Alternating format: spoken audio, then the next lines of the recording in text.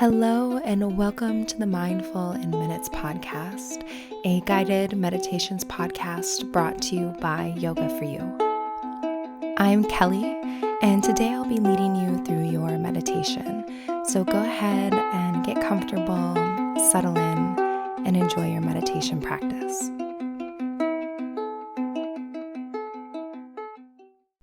Now, a word from our sponsor, BetterHelp. So I want to talk a second about being a problem solver.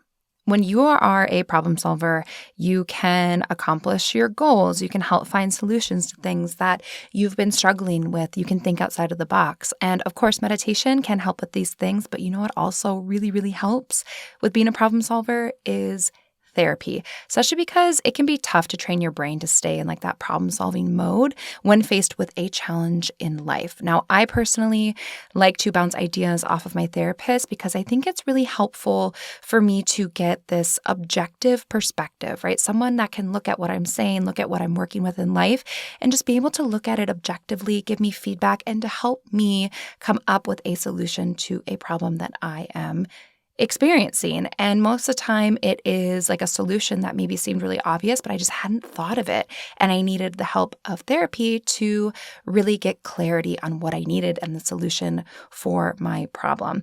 And if you've been thinking of giving therapy a try, BetterHelp is a great option. It's convenient, it's accessible, it's affordable, it's entirely online, and you get matched with a therapist after filling out a brief survey, and you can switch therapists at any time. So you can start getting some help and you can start working with someone really quickly if that's what you're needing. And when you want to be a better problem solver, therapy can get you there. Just visit betterhelp.com/minutes today to get 10% off your first month. That's betterhelp.com/minutes. Hello, everyone. Welcome to this Freeform episode of the Mindful in Minutes podcast. So I'm Kelly, and today we're going to dive into imposter syndrome. So I released a meditation for imposter syndrome on Sunday, just a few days ago. So if you've ever found yourself struggling with this or it's something that you want to work on, it's probably one of my most requested topics lately. I have meditation for that. So you can do that guided practice if you'd like. But today I wanted to dig a little bit deeper into imposter syndrome, what it is, things that you can do to release this feeling, and how you can specifically use different meditation techniques if you are working through some imposter syndrome. So very quick announcement, birthday week starts on Monday. So if you want to hear all about that, I released a bonus episode on this feed. It'll be the episode right before this one. And you can hear all about we're doing one thing every single day. You can win $1,000 off a retreat. I have 2 of them coming up next year, Iceland and Portugal. So Iceland over New Year's Eve, Portugal in May. I have a few spots left in each, and I would love to have you there. So you can go to yogaforyouonline.com/birthday. I'll tell you all about birthday week, and I'll link to the retreats in the show notes as well. So let's dive right into imposter syndrome. So what is imposter syndrome? Imposter syndrome refers to an internal experience of believing that you are not as competent as others perceive you to be. So basically, you worry that you are a fraud and people will think that you don't belong here. And this is really common in today's society, especially in high-performing and high-achieving individuals. Also, I feel like those who are plagued with imposter syndrome are actually usually some of the most qualified people. They may not feel like they're qualified to be there. They may not feel like they have done enough to be there, when in reality, they're the ones that everyone is kind of looking at and being like, oh my gosh, look at them. They're killing it. They are amazing. They're doing all this incredible stuff. And it's not uncommon to, be someone that people look at and be like, wow, look at what you're doing. You're killing it. You're doing amazing. And on the inside, you can feel like, oh my gosh, am I really qualified to be here? Do I really know what I'm doing? Am I really good enough to be doing this? So that's imposter syndrome in a nutshell, is basically just feeling like you're not as competent as people think you are. You're not as qualified as people think you are or perceive you to be. And it's this internal struggle of do I really know what I'm doing? Do I really belong here? Am I good enough? Am I smart enough? Have I done enough? All of that. So some signs of imposter syndrome, ways it can show up in your life. So you can feel like you got lucky. I say that in quotes, got lucky when you actually prepared well and worked hard for something. So you don't give yourself credit of like, no, I worked hard to be here. Like I deserve to be here. You just feel like, oh, I got lucky. I don't know why I'm here. I just kind of lucked out and now I'm here. You may find it hard to accept praise. You maybe apologize for yourself when you didn't actually do something wrong. Who is a chronic apologizer? It is a real thing, and it is something I used to do that, and I realized that was a way that I was trying to make myself small, and it's something I've really been working on of like only apologizing when I've done something wrong, and I think apologizing is important, but you don't need to apologize for everything, especially when you didn't actually do anything wrong. You hold yourself to an incredibly, sometimes impossibly high standard. You may find the fear of failure being paralyzing. You avoid expressing confidence because you think people will see it as like overcompensating or being arrogant or being obnoxious. You may be convinced you're not good enough. And this can all lead to perfectionism, right? Holding yourself back, having low self-worth. So I don't know if, you've experienced any of those things. I definitely have on those lists. Those are all different signs of imposter syndrome. It's not a one-size-fits-all kind of a thing. It can feel different for people. It can show up in a different way. But those are some of the more common ways that imposter syndrome may be showing up in your life. And I think it's important to note that you often hear about imposter syndrome just in the workplace setting, and it's not always like a work-related thing. It often can be, but you can feel imposter syndrome in any space in your life, not just, the professional space or your career. When I was kind of reflecting on my own journey with imposter syndrome, there's been 2 times in particular that I really felt imposter syndrome. One was professional, one was personal.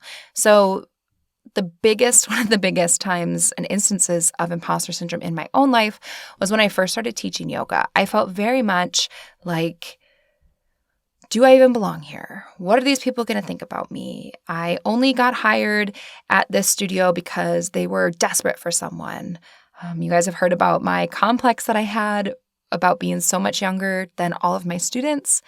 And I was in my head about, are they going to think that I am not qualified, or are they going to realize that, oh, I'm just, 23 years old, 22 years old, teaching this yoga class? Like, what do I really know? How can I put myself in this teacher role? And I really felt imposter syndrome specifically around teaching and being called a teacher. I very much felt like I was going to be, found out, and people were going to be like, oh, you don't know what you're talking about. You're a fraud. How dare you call yourself a teacher? You don't know anything. And I really, really struggled with this at first when I first started teaching. It took me a while to move through this and to start to build up my confidence and to feel like, actually, I do deserve to be here. I do know what I'm talking about, and I can put together classes for my students, and it doesn't matter what my age is compared to their age. Then I think the second time that imposter syndrome really showed up for me was actually when I became a mother. So I very much kind of felt like, what am I doing here? And I think for a lot of people, we can very much feel like when we step into any kind of a new role, whether it be a work role or a personal role, you can feel like, what am I doing? And for me, I really felt that when I became a mom. And I was just like, well, I don't know. I had worked as a nanny. I had babysat a lot. I'd worked with a lot of parents to, help raise and care for their children. But then when I had my own, it felt like the training wheels were coming off. And I was like, I don't know. Like, do I actually know what I'm doing? And I will say, just like a general reflection on like being a parent is, do any of us really know what we're doing? I don't know. Maybe some of us do. I've kind of just embraced this idea of like, I may not fully know what I'm doing, but I'm doing my best, and that needs to be good enough. And I really just, I don't know, I was second guessing myself a lot when I first became a mom. I didn't have the confidence in being a mother that I did in other aspects of my life, and it didn't necessarily come as quick and easy to me as I thought it would. And I was just struggling with some imposter syndrome. And it was so interesting for me to kind of feel those same feelings that I once felt in a professional setting, but then to feel them in such a personal setting. And like I would hang out with other moms and be like, oh my gosh, like, am I the odd one out? Am I, are they going to know that, like, are they going to think I'm a bad mom? And just getting in my head about that. So for me personally, those are kind of the two biggest instances where I felt imposter syndrome in myself.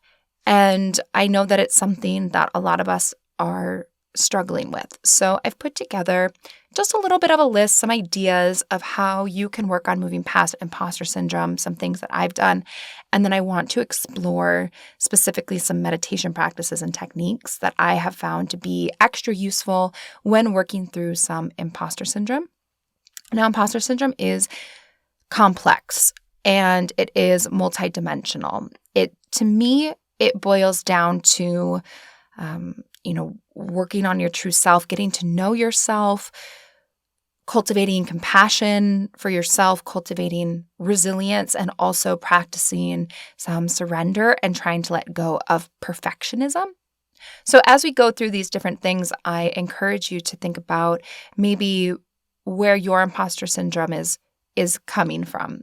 So I think for me to, just briefly psychoanalyze myself here for, all of you to hear.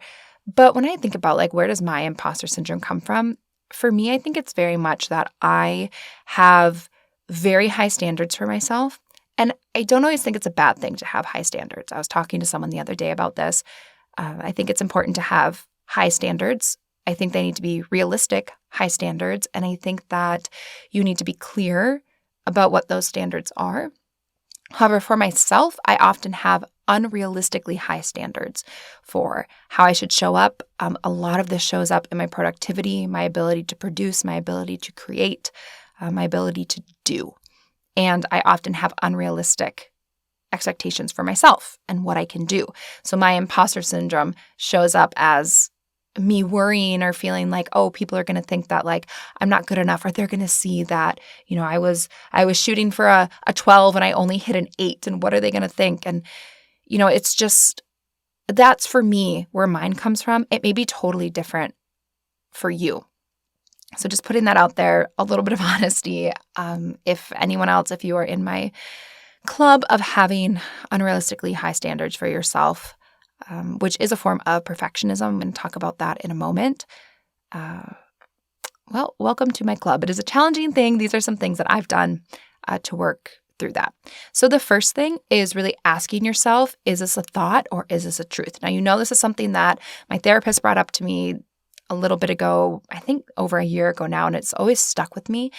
And we have so many thoughts throughout our day. Actually, I think I just read a study. We have about 20,000 thoughts a day, which is wild. That's about how many drops of water is in a gallon.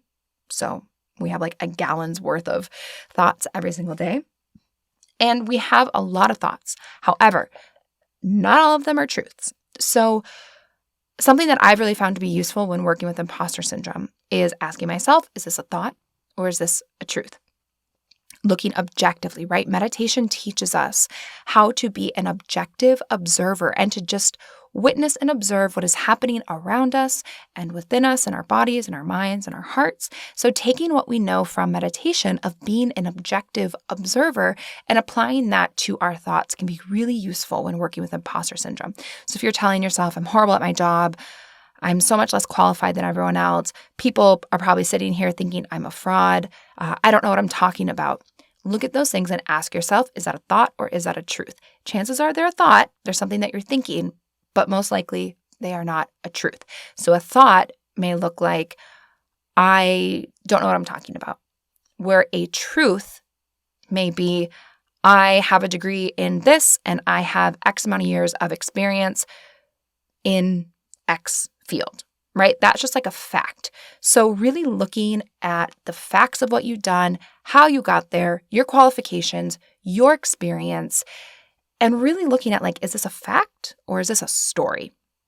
Or is this a thought versus a truth? And we can tell ourselves some pretty wild stories, but they're not always filled with facts. So being an objective observer of your thoughts and pulling out the truths from just the thoughts that we are having and focusing on almost like focusing on the data, like what is actually true? What do I know? What is a fact here?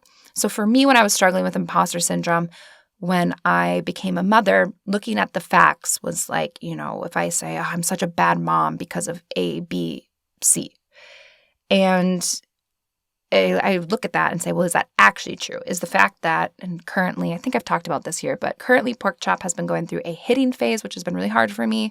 I know that it's very normal, but it's really hard for me to see my child like hit another child and make them cry. We're working on it. But a thought that I may have is I am the worst mom on the planet because my kid hits other kids. Is that a fact?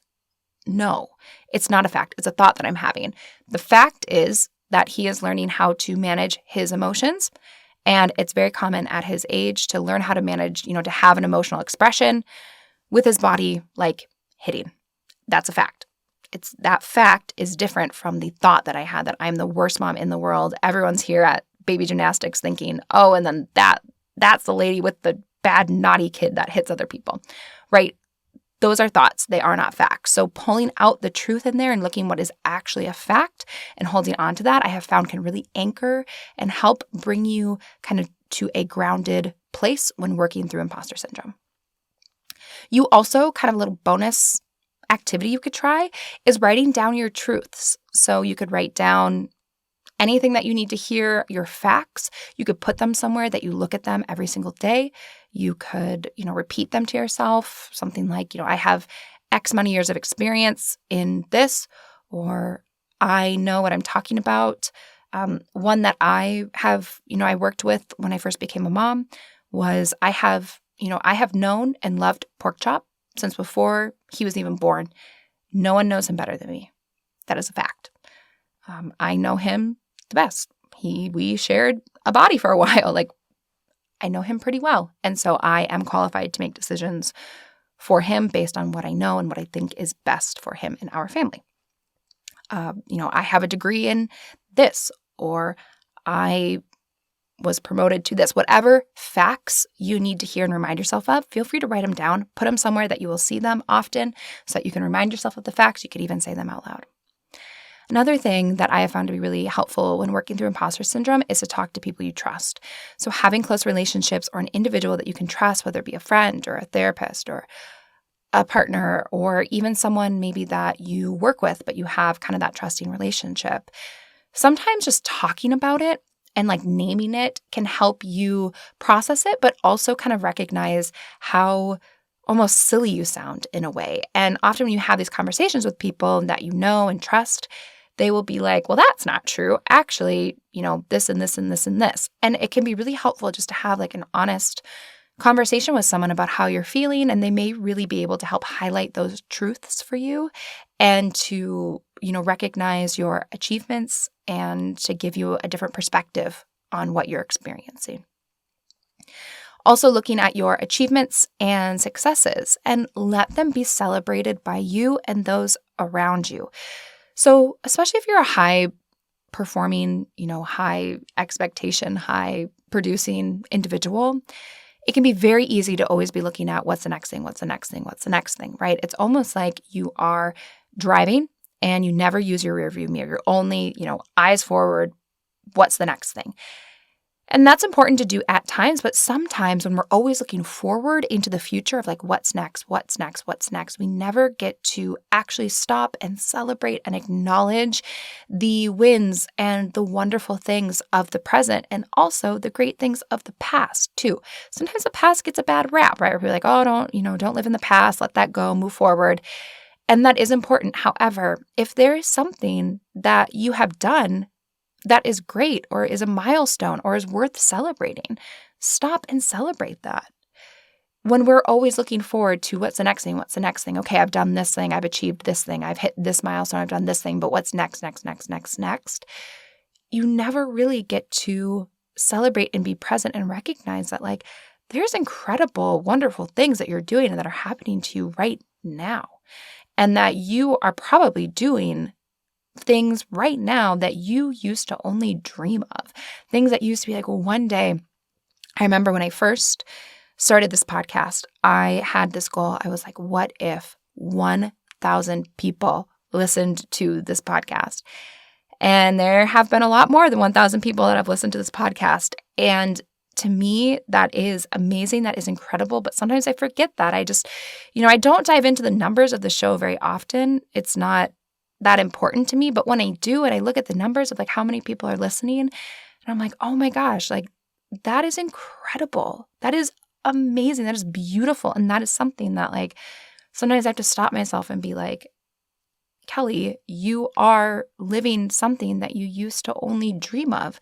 And if I find myself always looking at like, well, what's the next thing? Well, what's the next episode going to be? Well, what am I going to do with this? What about this retreat? What about that? What about that? Then I don't give myself the space to be like, no, I've done this thing that's really cool and I'm really proud of. And I used to dream of this and now I'm living it. And so making sure that we are celebrating our success and our achievements and let people around you celebrate that too. That can be tricky. It can be hard, but give it a try.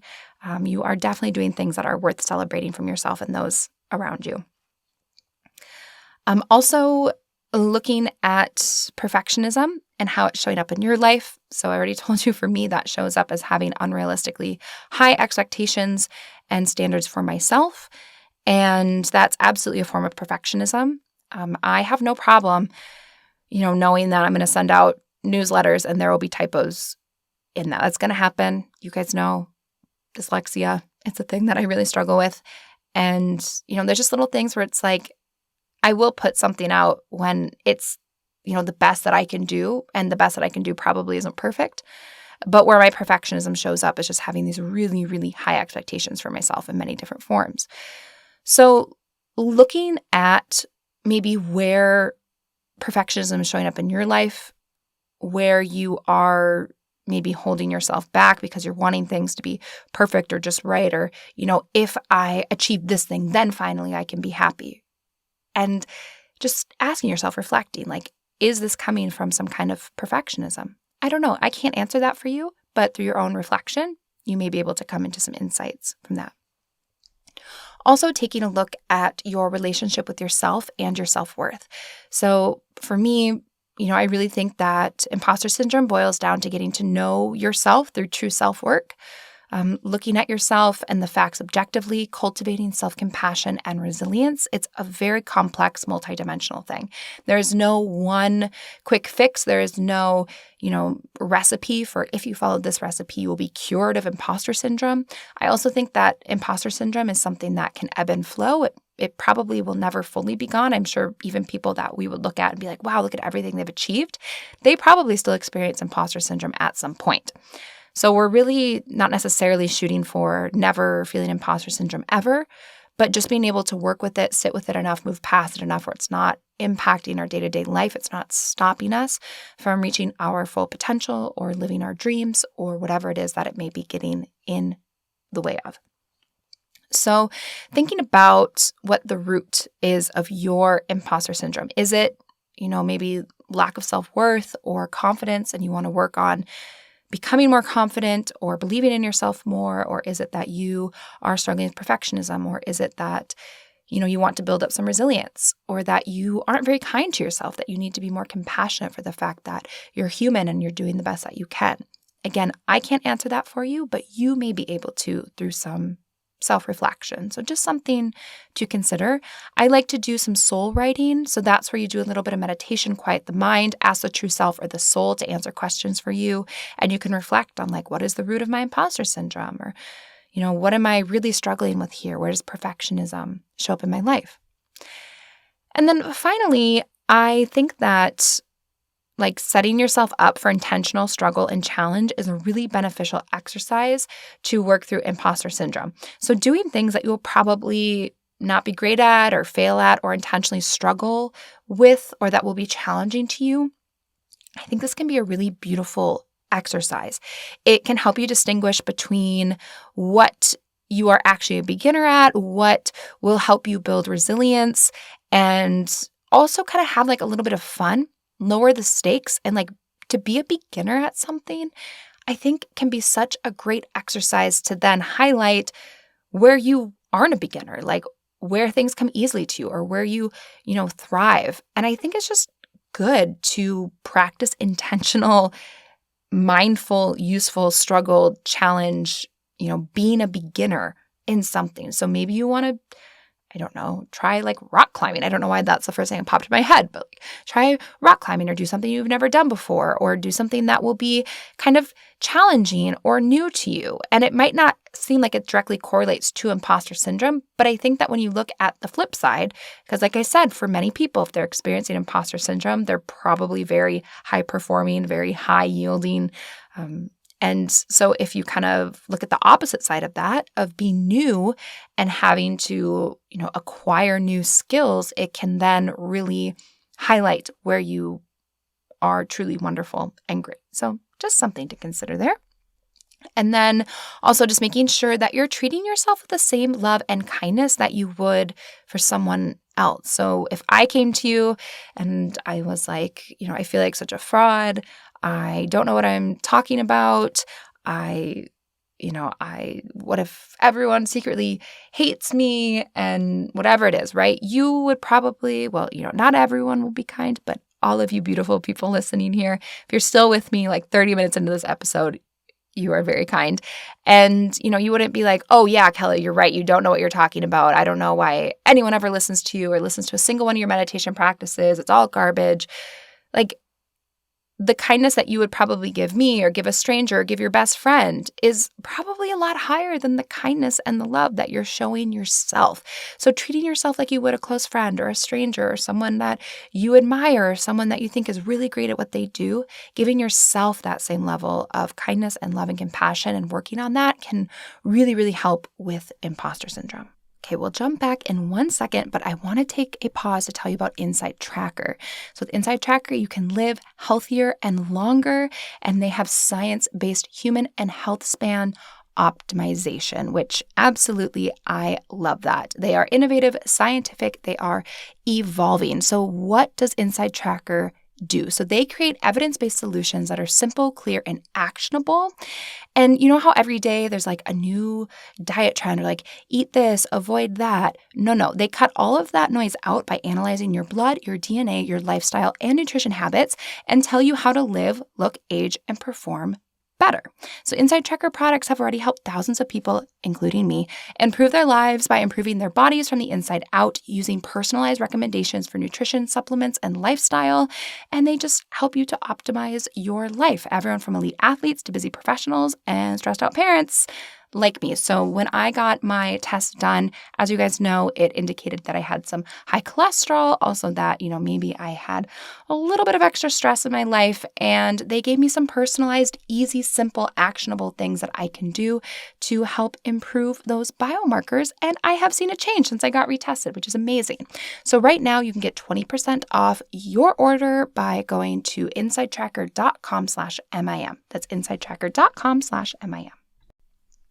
So I want to wrap up this episode by talking about specifically how you can use meditation to work on your imposter syndrome. So I've shared some general reflections, some different tips, but of course, Mindful Minutes is a meditation podcast, and I'm a meditation teacher. I've got to talk about meditation.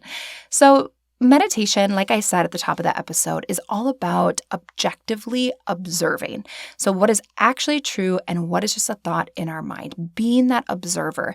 And as you continue to meditate, as you continue to, fine-tune your skills at being an objective observer, it will really, really help you differentiate between what is a thought and what is a truth. So general meditation and cultivating that skill can absolutely help you with your imposter syndrome. There are also a couple of meditation techniques in particular that I have found to be useful for imposter syndrome. So the first is visualization. You guys know I love some good visualization. I lead you through a lot of them here on this podcast. But if you are a visual person, what I recommend doing is you can visualize where your imposter syndrome is. Like, where is it? What does it feel like? Asking yourself, how should I remove it? So maybe you are reflecting on this and you're like, you know what? My imposter syndrome feels like a tightness in my chest. So you're like, okay, how would I want to alleviate that tightness? And you can be like, well, I want a warm light to shine down on my chest, alleviating that tightness. It's like, okay, Awesome. So when you're meditating, you can do that. You can visualize, see where your imposter syndrome is, and then give it whatever it needs to be removed or released or replaced. So visualizing your imposter syndrome, where is it showing up in you? And then, trust your gut. Just do whatever you need to do to remove that from your body and from your life. So visualization I have found to be really, really useful when working with imposter syndrome. Also mantra. So coming up with some positive phrases, some affirmations if you would like. When I say that, affirmations. I don't know. It's good. What am I doing here? Mantras or affirmations. You can really think about what is the positive opposite of what you're experiencing. So if you often tell yourself, I'm not qualified to be here, I don't know what I'm talking about, what would be the positive opposite of that? Something like, I am qualified, I know what I'm talking about, I am proud of what I have to share, I show up every day with confidence. Thinking about what is the positive opposite of what you're experiencing with your imposter syndrome and coming up with a handful of positive present tense phrases and mantras that you can repeat to yourself or write down, put somewhere that you'll look at often, and use mantra to really combat that imposter syndrome.